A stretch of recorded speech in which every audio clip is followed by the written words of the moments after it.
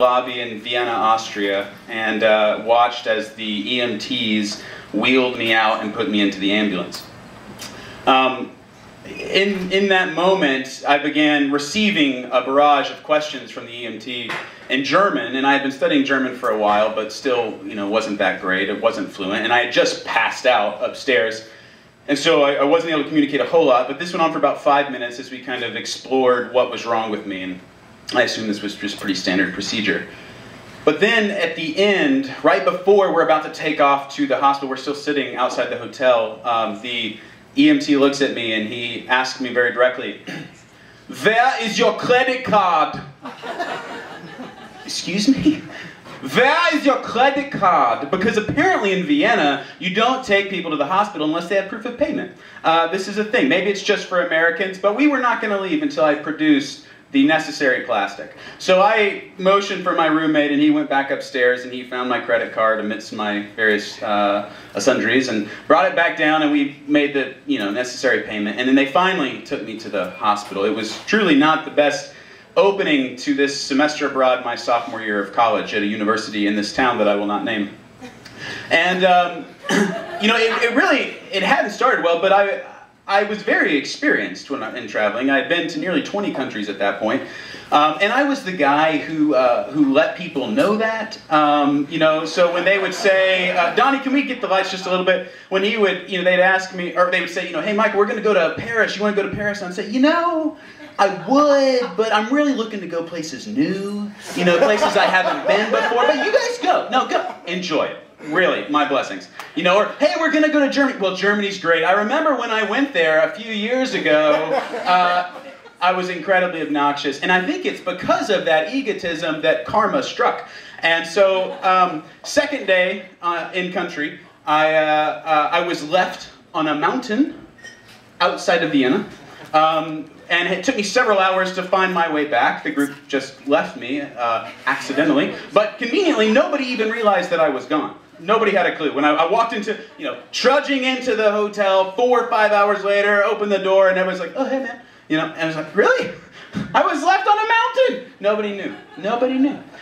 Day 3, I had to get a staph infection removed from my arm from a local doctor. That was my 5th of the year. Too much information, but you have it now. So it was a struggle to start with. And now I'm being taken to the hospital. But I came to Vienna very excited about this trip because part of the package deal was that we got a Eurail pass included in our trip. So every weekend we could go wherever we wanted. So we had classes Monday through Thursday at noon. And from Thursday noon until the following Monday morning, until classes started, we could travel where we wanted within the bounds of the Eurail.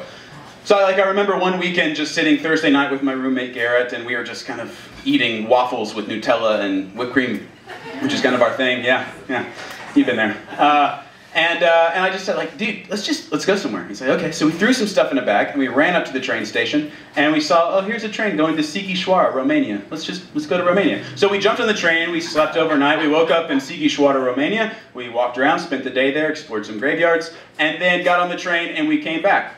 So that was the kind of stuff that we did. But the very first weekend, I knew exactly where I was going to go, because you see, I grew up with all the great musicals, yes. So, Fiddler on the Roof, Oklahoma, The King and I, Newsies, you name it, and I grew up with it. So my personal favorite, though, was The Sound of Music. Yes.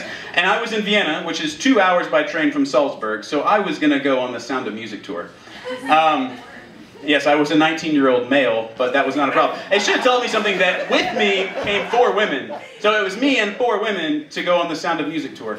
But we left Vienna, we went to Salzburg, we reenacted the entire Do-Re-Mi scene, we went to the gazebo, I was doing the Maria with the hand on the head, and pointing. You guys don't know the reference.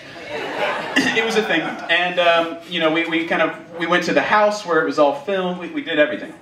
It was great. One of the highlights of the trip. But we were supposed to leave Sunday night to head back to Vienna, and I decided to go back a few hours earlier than the girls because I was in a different German class and it required a lot more homework, so I had to get back a little bit early to do some extra homework.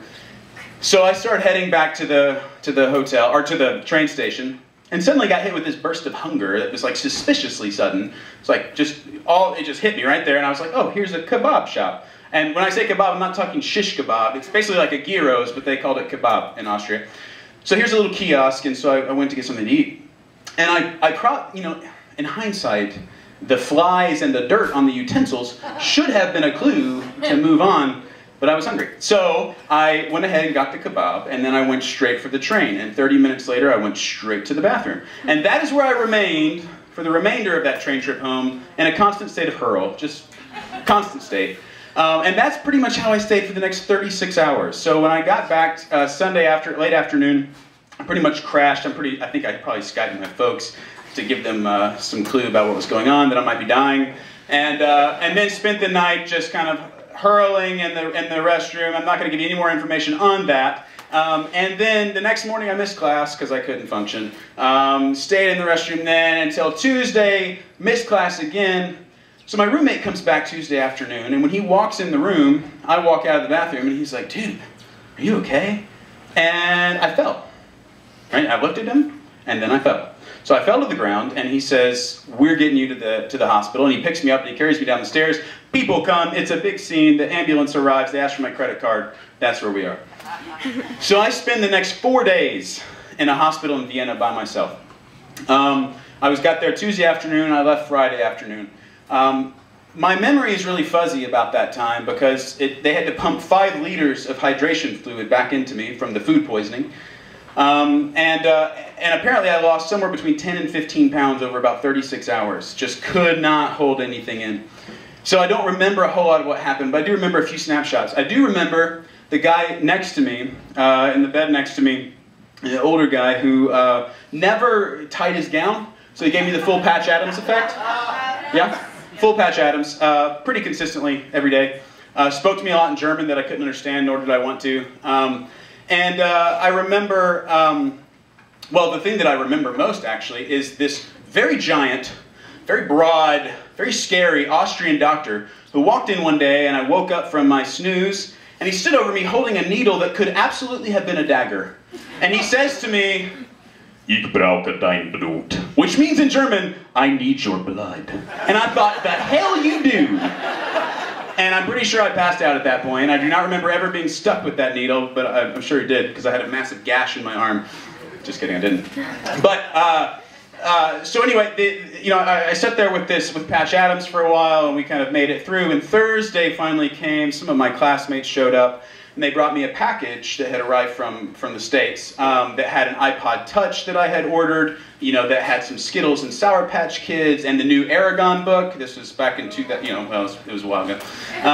So I was really into the Aragon series at that time. And so then Friday arrived, and at that point, the faculty who had been sent with us finally came to see me. I'm sorry, I think you missed it. The faculty who came with me finally came to see me on day 4 in this Vienna hospital. Yeah, a little sympathy. Thank you. Good grief. Tough crowd. It wasn't really what I had hoped for, and my parents were not terribly thrilled. But finally, Friday came. The professors came to see me. They left, and I was finally dismissed, and I got to leave the hospital by myself, of course.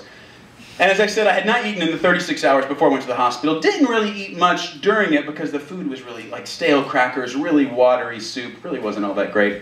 So I didn't really eat much. So when I left, I was very, very hungry. And as soon as I walked out of the double doors, right across the street was a kebab shop. And I thought to myself, well, as I sat there, the smells of the sweet meat spices wafted into my nose. I could begin to taste the savoriness of the hummus and the French fries, and I thought, I need a kebab. But then I paused, and I looked up at the hospital sign, and I remembered the German doctor, the Austrian doctor holding the needle dagger, and I thought, I'm good. Thank you very much.